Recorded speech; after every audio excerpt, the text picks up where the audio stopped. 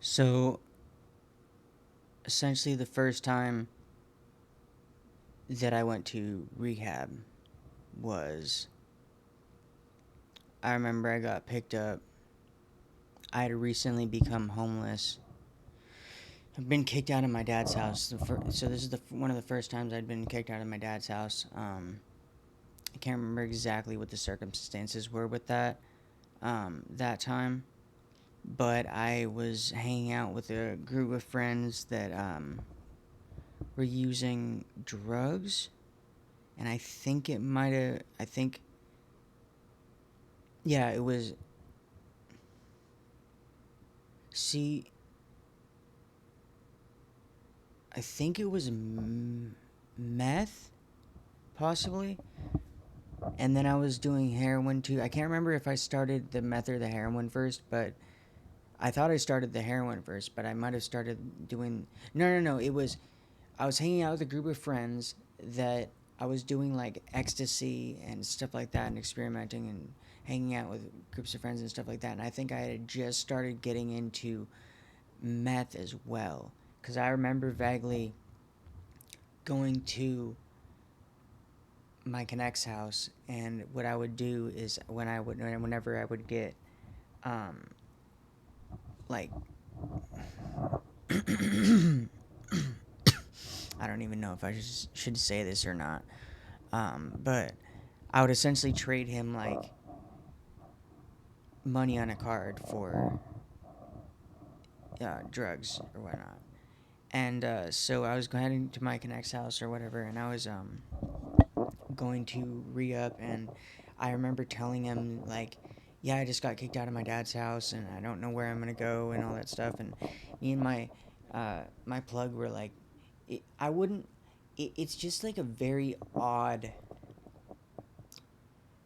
feeling that I got with some of the people that I would used to pick up drugs from. Like, it almost felt like we were friends. Like, and I feel like some of these people like were my friends. Like, I know a couple of my dealers like were friends or whatnot.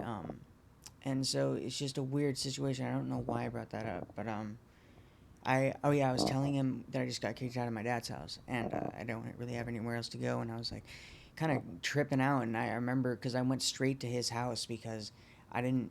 I said, I got kicked out, so I was like, essentially, fuck it, like I'm gonna get some fucking drugs, and so I went straight to his house and fucking, I said, this is what it is, and I'm trying to.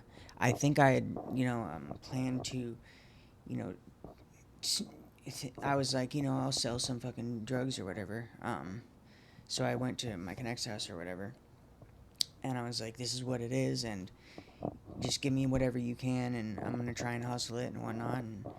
And of course, like when you start off with these things, like you always think like, I'm just gonna be able to sell it and just like do drugs for free and just like have a little money on the side and whatnot. And like, it might work for some people, but for me, like it just never worked out. And but I was able to survive on that and be high for a while.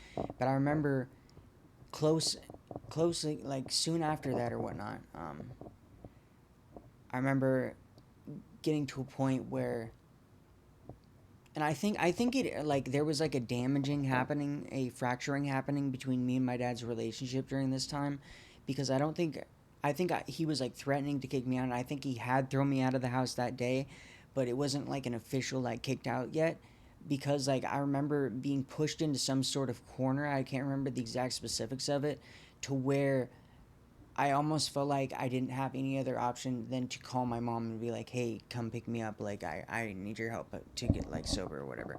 Because I think the first time that I went to rehab, it was more of a fine. I'll go to rehab. Like, fucking, I'll do the rehab thing or whatever. And it definitely wasn't for myself. I definitely didn't mean it the first time.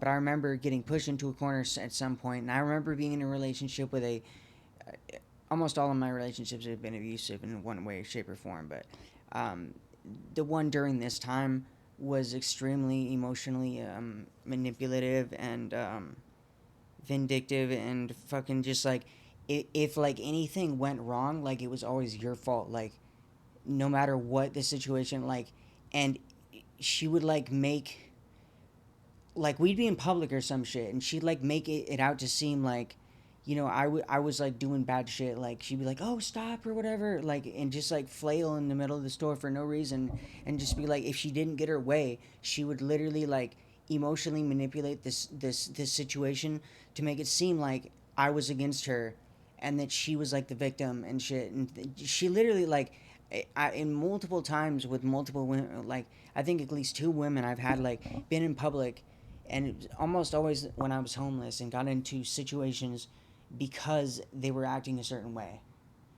When I was like, hey, like, we probably shouldn't be out here in random people's tents at like nighttime.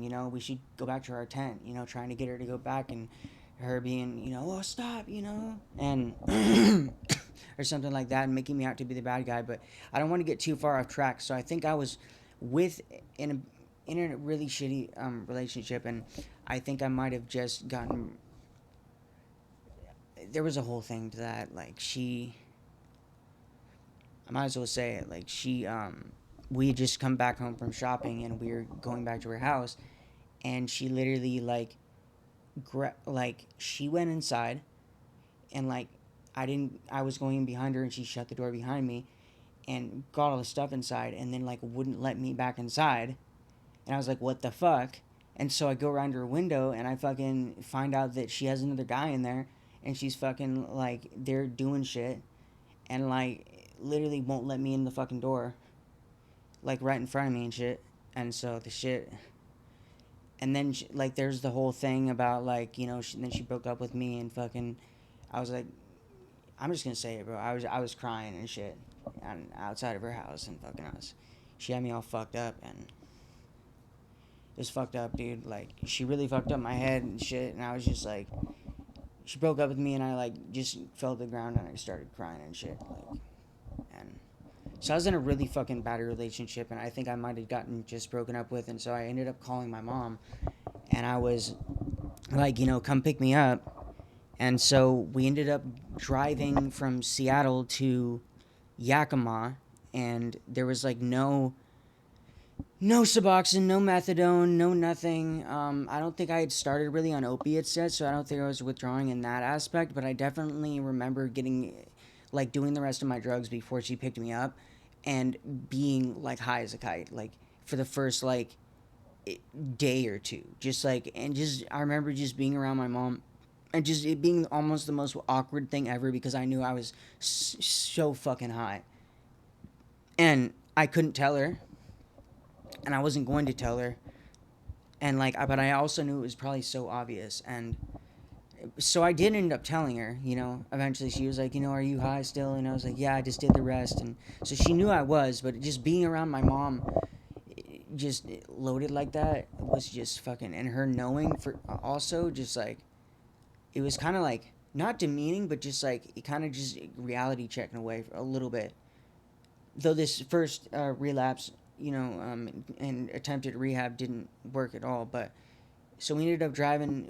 It took a few days. We'd like do some driving, and then we'd stop and camp, and have mother son time, and talk and about like what was going on and what had happened since, because I like would disappear, like I would just like run away from home, run away from my dad's, and my dad wouldn't know where I was, and my mom wouldn't know where I was. And this was essentially right after I got back from Spring Creek Lodge, and so they wouldn't know where I was. And so I was just filling my mom in about what had been happening, and going through minor withdrawal. Like, it definitely wasn't anything compared to my other rehab attempts, but it was definitely there. And but I definitely still wasn't in a place where I wanted to be sober. It was more of a, I'll do this for you, mom, and I'll do this for you, dad, And so we made it to fucking Yakima. I ended up going to, I can't remember the name of the place, but I ended up staying there for like, I think it was maybe a week at the tops.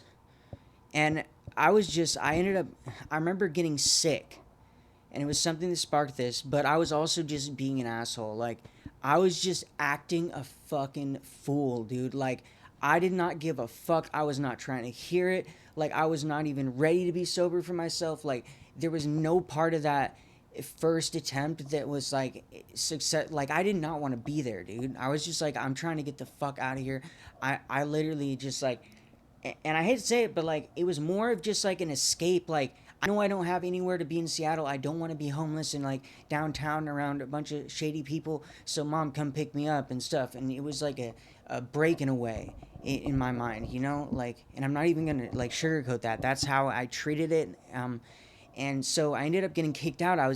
I got kicked out specifically for doing somersaults down the middle of the hall. We'd have like these bunks along the hallway on either side, and then there would be this hallway in between. And I was just like yelling and fucking running and running down the hallway and doing cartwheels and saying "fuck this shit." Because the last straw for me was that I think I had gotten a cold or something, and they were refusing to give me like fucking shit for my throat and like fucking ibuprofen and stuff like that. So I was like, oh, okay, you want to fucking refuse me that shit? I'm gonna fucking raise hell. Fuck that shit, you know. So I just like was like, fuck that. And so I ended up getting kicked out. Like they literally said like we can't have him here because he's like, I was saying shit. I remember I was saying shit like fuck this place. Like don't listen to him. Like fucking this place is bullshit. Like all that crap. I was a menace, dude. I was a straight up menace the first time that there was an attempt to get sober, and I'll admit that was more of a honest break from my situation. Everything just accumulated, and I was like, I don't have anywhere to go.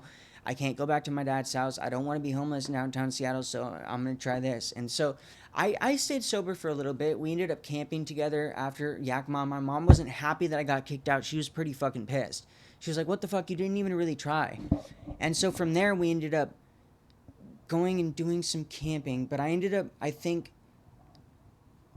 talking my way somehow back into my dad's house again. I think because I had went to rehab. I think maybe I got back there because I went back a couple more times to try and get clean. But anyways, that's the first time that I attempted to get clean off of drugs and like all of that entailed. So I will be doing more parts about the other times I tried to get clean. I have a lot of fucking stories. Like people have literally no idea, and this is as much like for to like let people know my story as to also just purge these memories from my psyche. And maybe purge isn't the right words, but just like literally illustrate the shit that I've been through and just like almost as like a video diary of like what I've been through because I know what I've been through, but there's a lot of times when I'm like, what if I forget like and I feel like I've already forgotten like specifics and details of stuff that I could have probably talked about in this, but I'm just doing the best I can and I'll catch you on the next one. Peace.